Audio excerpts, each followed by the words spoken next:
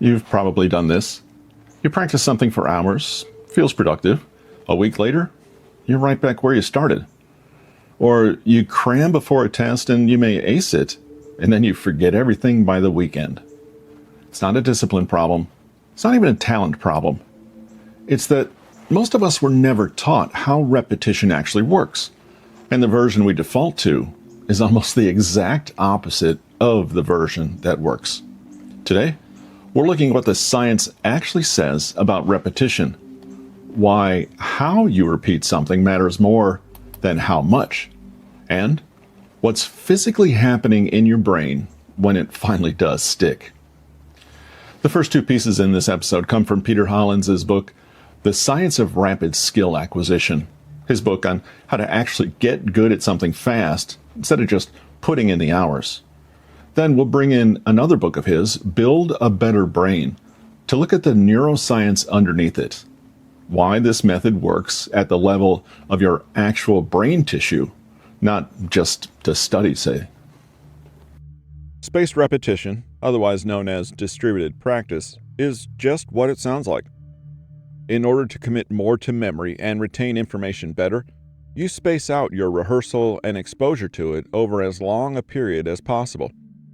In other words, you can learn information and skills far better if you study it for 1 hour each day versus 20 hours in one weekend. Similarly, research has shown that seeing something 20 times in one day is far less effective than seeing something 10 times over the course of 7 days. So much for cramming. What does this say about how to practice? Spaced repetition is the concept that 5 minutes a day is far superior to learning and memory than an hour a week. When you focus on frequency of learning versus duration or even intensity, you will learn better. Focusing on duration usually becomes motion for motion's sake and can oftentimes become detrimental overall to your goals. It makes more sense if you imagine your brain as a muscle. Muscles can't be exercised all the time and then put back to work with little to no recovery. Your brain needs time to make connections between concepts, create muscle memory, and generally become familiar with something. Sleep has been shown to be where neural connections are made, and it's not just mental. Synaptic connections are made in your brain, and dendrites are stimulated. If an athlete works out too hard in one session, like you might be tempted to in studying, one of two things will happen. The athlete will either be too exhausted, and the latter half of the workout will still have been useless, or the athlete will become injured. Rest and recovery are necessary to the task of learning, and sometimes effort isn't what's required. So when you focus on frequency, suddenly you have a clear structure to organize your practice with. Without a plan in place, most people will just study and practice until their eyes or fingers bleed and they collapse from exhaustion. But that's not working smart, just hard. If you follow what spaced repetition prescribes, you'll have your schedule for optimal learning set up for you. Let's take studying for a topic you have trouble with, Spanish history. If you have trouble with this topic, that just means even more frequency should be devoted to it. A study or practice schedule focused solely on duration would be relentless from Monday to Sunday. Here's a look at what an optimized schedule focused on frequency might look like. Monday at 10 a.m., learn initial facts about Spanish history. You accumulate 5 pages of notes. Monday at 8 p.m., review notes about Spanish history, but don't just review passively. Make sure to try to recall the information from your own memory. Recalling is a much better way to process information than simply rereading and reviewing. This might only take 20 minutes. Tuesday at 10 a.m. Try to recall the information without looking at your notes much. After you first try to actively recall as much as possible, go back through your notes to see what you missed, and make note of what you need to pay closer attention to. This will probably take only 15 minutes. Tuesday at 8 p.m., review notes. This will take 10 minutes. Wednesday at 4 p.m., try to independently recall the information again, and only look at your notes once you're done to see what else you've missed.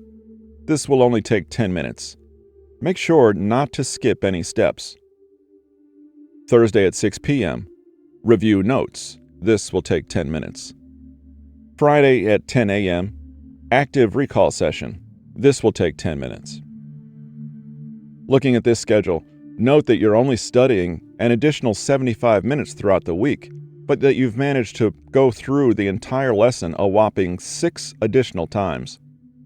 Not only that, you've likely committed most of it to memory because you're using active recall instead of passively reviewing your notes. Even if you take your time to be thorough and double the overall time to 150 minutes, it's still a fraction of what you would have previously spent to do far less. It's astonishing what you can accomplish in short periods of time if you focus on frequency and you don't allow yourself to drift. Scheduling relatively shorter time periods for material keeps you on your toes and not slipping into laziness if you were to schedule huge blocks of time for one task. You're ready for a test the next Monday. Actually, you're ready for a test by Friday afternoon. Spaced repetition gives your brain time to process concepts and make its own connections and leaps because of the repetition. Think about what happens when you've repeated exposure to a concept or skill. For the first couple of exposures, you may not see anything new. As you get more familiar with it and stop going through the motions, you begin to examine it on a deeper level and think about the context surrounding it. You begin to relate it to other concepts or information, and you generally make sense of it below surface level. There is no mindless motion. It must be active and engaged, which you can only do in short spurts. Flashcards are particularly useful for this, especially if you keep shuffling them and putting them into different orders. It also helps to pick out a different starting spot in the material for each session, so you're mixing up the order and aren't just going over the same spots each time. The idea is to keep injecting freshness and different perspectives on the same material that you're seeing multiple times a day. All of this is designed to push information from your short-term memory into your long-term memory. That's why cramming or studying at the last minute isn't an effective means of learning. Very little tends to make it into long-term memory because of the lack of repetition and deeper analysis. At that point, it becomes rote memorization instead of the concept learning we discussed earlier, which is destined to fade far more quickly. Hopefully, from this point on, instead of measuring the number of hours you spend on something, try instead to measure the number of times you can revisit it. Make it your goal to increase the frequency of reviewing, not necessarily the duration. Ideally, you have both, but the literature on spaced repetition makes clear that breathing room is more important. Spaced repetition generally has two different uses.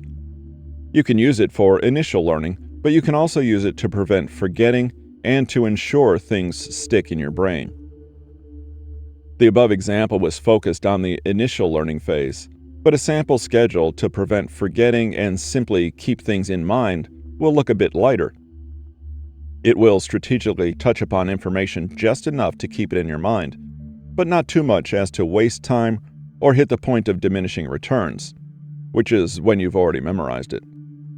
For example, Monday, 12 p.m., Wednesday, 12 p.m., Saturday, 12 p.m. Our brains don't necessarily want to remember more than is necessary and will dump information at the first opportunity, so spaced refreshing is far superior than one large block of time on one day. Imagine a path in a garden that gets worn with time.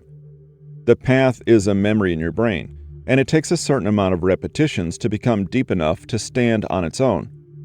Even a few repetitions can make a huge difference as to how clear the path becomes and how long the path will last. If you're really pressed for time, just know that studying something twice is better than once, almost always. If you want to improve your memory and skill instantly, review something for 15 minutes before you sleep at the end of your day. That's all it takes to get a head start on others and learn better. Just in case you're looking for a more step-by-step guideline on using spaced repetition and optimizing for frequency, here are 4 points. 1. Copy my study plan regarding Spanish history. 7 times a week sounds like a lot, but in reality, it ends up only being an extra 1 to 2 hours. This helps you keep focus and capitalizes on the way your brain prefers to absorb information. Calibrate your plan to whether you're in the initial learning phase or the don't forget phase. 2. Prioritize frequency. At least once a day, but ideally twice a day over the course of a week. Measure in terms of how many times you can get through the material, repetitions, and not how long you spend on it. Again, calibrate this to whether you are in the learning phase or the don't forget phase. 3. Engage with the material each time and don't just go through the motions. This might require you to create different and creative ways to look at the same thing over and over. As mentioned, you can use different starting points, different flashcards, and overall different ways of reading the same material over and over. Vary the input method here. 4. Test yourself. Don't skip over things and don't just review, read, or recognize. If it feels too easy, you aren't learning optimally. The first 3 sections of this chapter likely present the idea of mere practice in a far different light than you're used to. But hopefully, instead of creating the feeling of dread, it creates the feeling of unleashed potential as you realize what you haven't been taking advantage of. Once again, that's from The Science of Rapid Skill Acquisition. The links are in the description if you want to take a look at the full method. So we've seen that spacing things out solves when you practice, but there's a second variable that matters just as much: how you practice within each session. That's where deliberate practice comes in. Deliberate practice is purposeful and systematic. Regular practice or rehearsal might entail review, repetition, and rote motions, but deliberate practice requires focused attention with the specific goal of improving performance as a whole. This is because the natural tendency of the human brain is to transform repeated behaviors into unconscious habits, and thus, we cannot ensure that each of our behaviors is exactly what we want. For example, when you first learned to tie your shoes, you had to think very carefully about each step of the process. If you learned it incorrectly at first, it was probably difficult to change to a more correct method. Then, over time, you didn't even have to think about it. As it becomes more natural, we can process the sequence of operations automatically. But you had to correct that error, otherwise the knot would never stay tied. To use deliberate practice, you first break your skill down into smaller components. This is something we're already familiar with from the previous chapter on deconstructing. The next part is different from any other practice you've ever conducted. You go through the motions a few times to see where you keep faltering. Those parts, whether a phase of a skill or a topic you keep forgetting, are what you should focus on and drill repeatedly. Putting deliberate practice to work in learning is not hard, just tedious and detail-oriented. Computer science professor Cal Newport described how he mastered discrete mathematics. This branch of math study, very briefly stated, involves finding proofs for theories. Newport explained how he bought reams of white paper and then copied each proposition the professor would present at the top of each class session. On his own, away from the classroom, Newport worked on the proofs. When he came to a concept he didn't understand, he consulted textbooks and online sources, in his own words, to see if I could make sense of what I was writing down. Usually the process secured Newport's understanding of the problem. If it didn't, Newport consulted with his professor for feedback. Near the end of the course, Newport had accumulated a massive stack of handwritten proofs. He aggressively reviewed them. He classified his proofs into ones that he could recall with little effort and those he needed to drill down. He continued to study the problematic ones, repetitively, exhaustively, until he finally extracted the last bit of understanding from them. After his final exam, Newport was told he'd achieved the highest grade in the entire class, not just on the final, but in the whole course. This is deliberate practice in action. Surveying the landscape, identifying the problem areas, repetitively and aggressively examining it, and continued tests of your competency or understanding. Newport found what he was lacking, drilled without mercy, and then made sure his understanding was complete. When you identify your overall goal as improved performance, it becomes clear on how to practice to build expertise. You're only as strong as your weakest links, so you must first address them. Let's take the familiar example of playing a new piano piece. There are a few sections in the middle where your hands don't seem to be working in sync.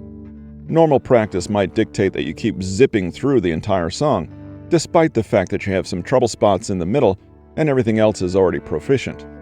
That's what most of us will do. But this is not the best use of your time.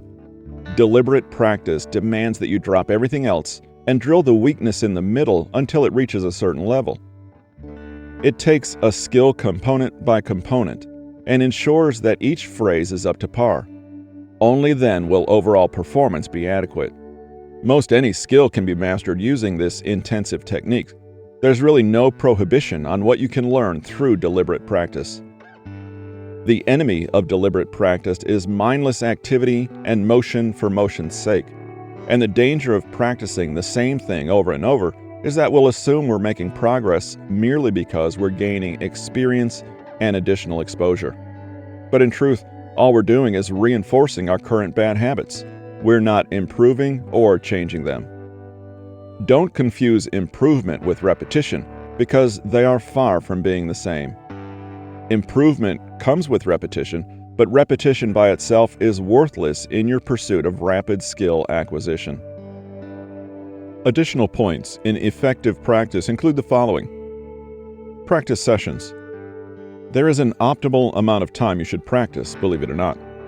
Many studies say that our energy levels correspond to daily cycles, and they mirror the 90-minute duration of REM sleep cycles. But the truth is, the perfect length of a practice or study session will differ for everyone. Make sure you aren't practicing so long that you're burning out, but you're practicing long enough that you aren't bored or disengaged, and don't allow yourself to get into the zone. Anything else just becomes repetition. In fact, you should ensure that you stop before your practice begins to get sloppy because of the next point. Muscle memory sees what it sees. In other words, it doesn't discriminate between what is good practice and what is bad practice. Consequently, it doesn't discriminate between good and bad habits. They just remember what they're exposed to. This is why mistakes can be so difficult to crack. They're as much a part of your memory as the good parts. Perfect practice makes perfect skills, so this compounds on each of the earlier points on learning slowly, practicing well, and stopping before you get sloppy. On the same note, slow down your learning. Start slow, learn slow, and don't let your impatience get the best of you. When you learn slow, you put yourself in the best position for success because everything is done correctly and accurately.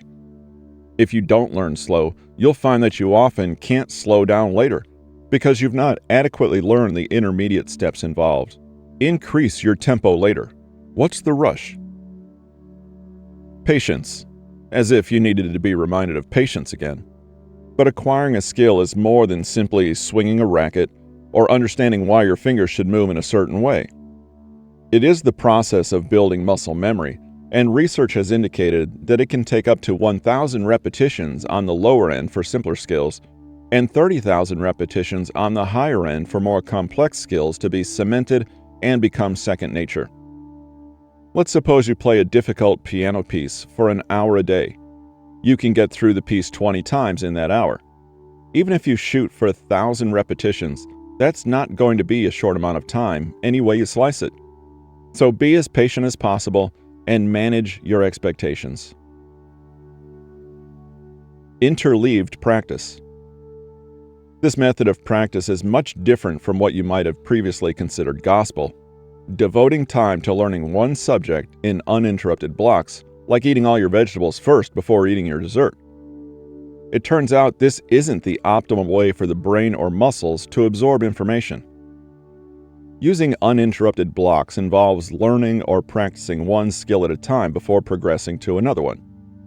You don't move on from working on one skill until you've completed the routine. You finish skill A before skill B, and finish skill B before moving on to skill C. Representing study time units as one letter, this practice would establish a pattern that looks like A, BBBCCC. Interleaving disrupts that sequence. It mixes the practice of several related skills throughout a single study session. Where a typical study session might look like AAA, an interleaved study session would look more like ABC. For example, a beginning algebra student may be tasked with comprehending exponents, graphing, and radicals.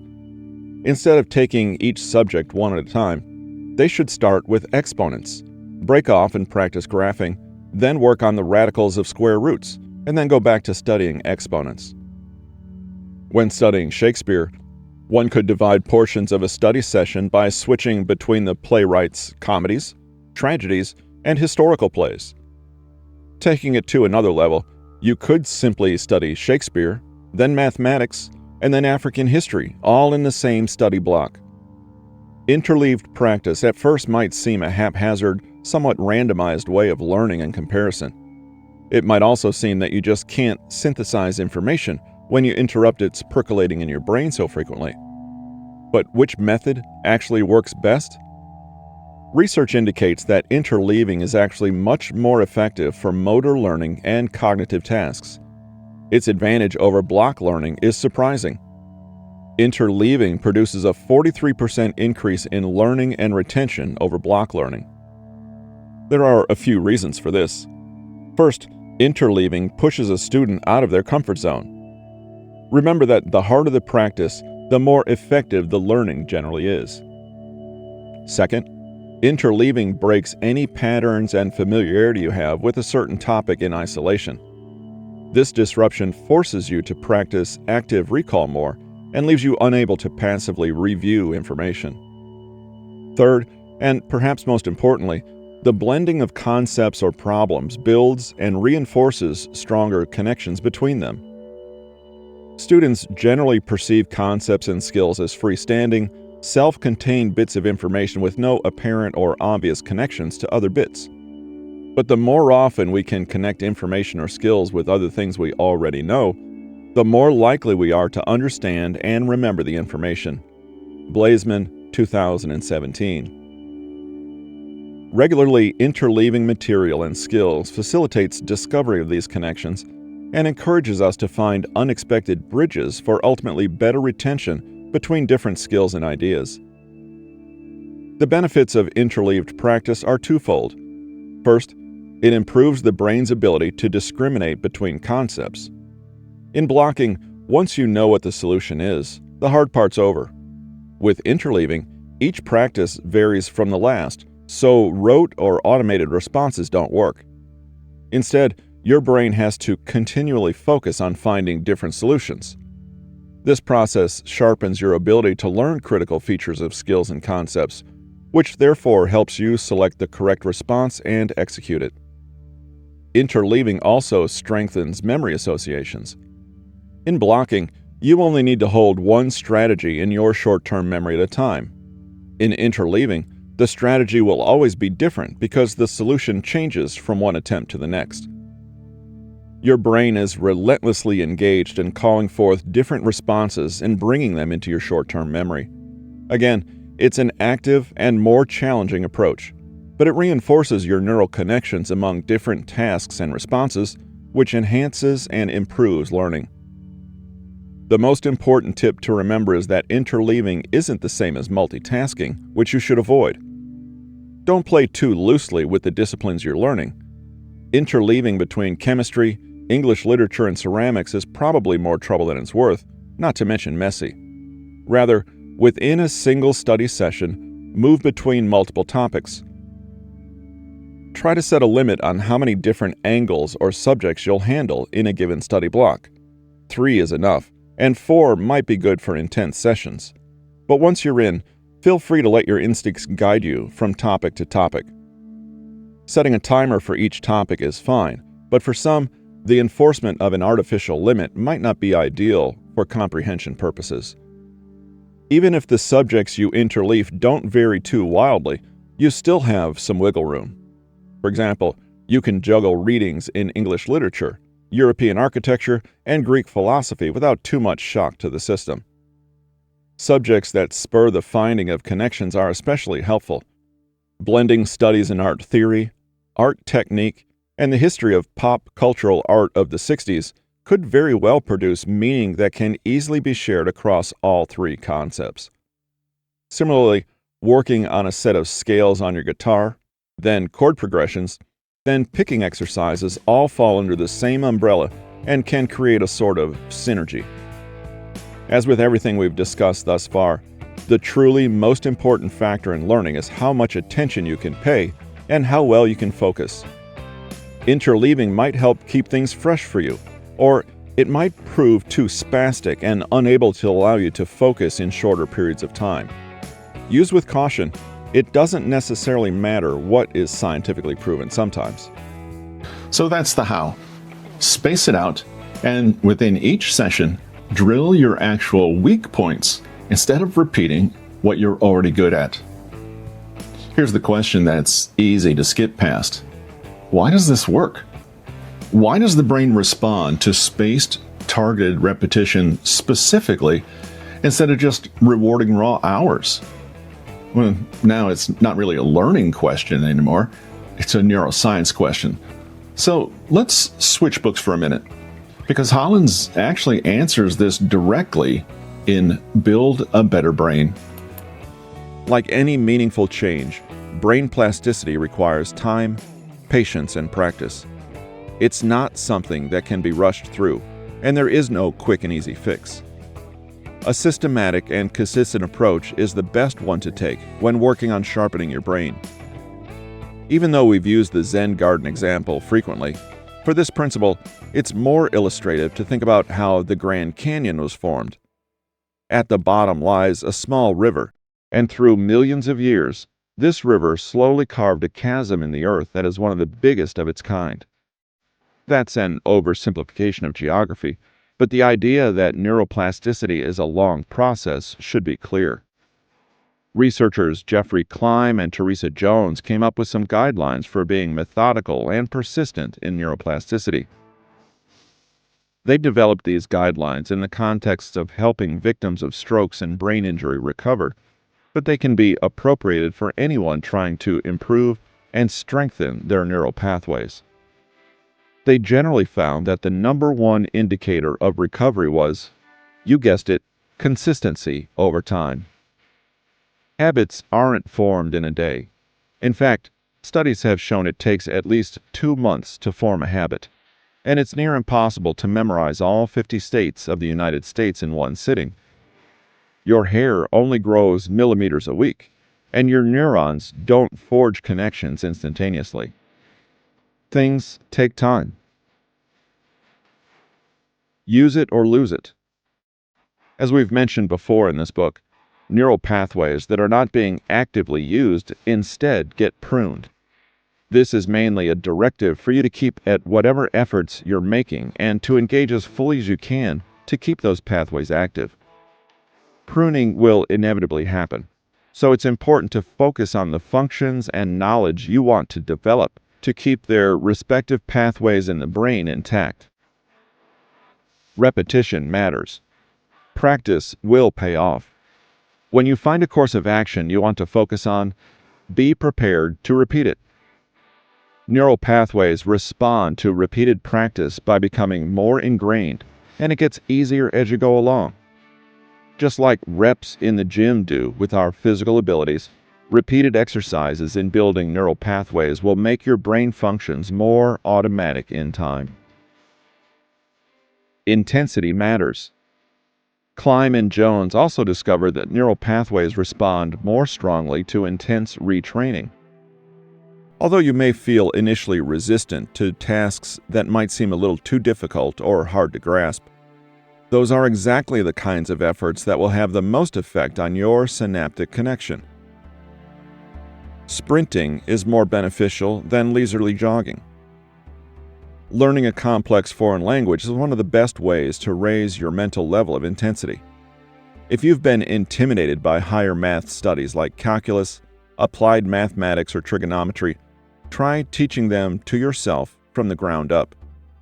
That goes for any subject that tends to scare off people, be it art appreciation, law, complex science, or classical music theory. Salience matters. Why you're embarking on efforts to improve neuroplasticity is just as important as how you go about them. If you're pursuing a line of activity that doesn't have any relevance to you or your life, it's not going to be as effective. If you're still deciding what to do, take some time to choose what kind of practice is going to mean the most to you. If you're in the middle of a course and discover it's not that critical to your needs, you may want to rethink and refocus your energies into one that is. Transference and generalization matter. Learning a new skill is especially successful when you can apply what you're learning to multiple scenarios or functions. Something that's specific to only one or two subjects won't have any relevance in a more generalized way, though they may be extremely helpful in narrower fields.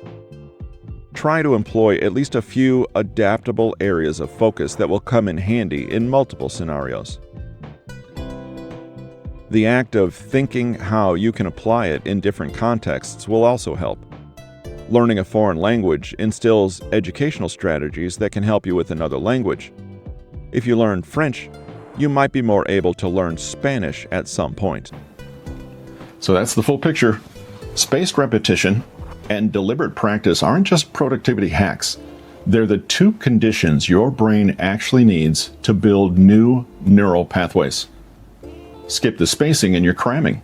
It feels productive, but it doesn't stick. Skip the targeting, and you're just repeating what's already easy. You need both, and now you know why.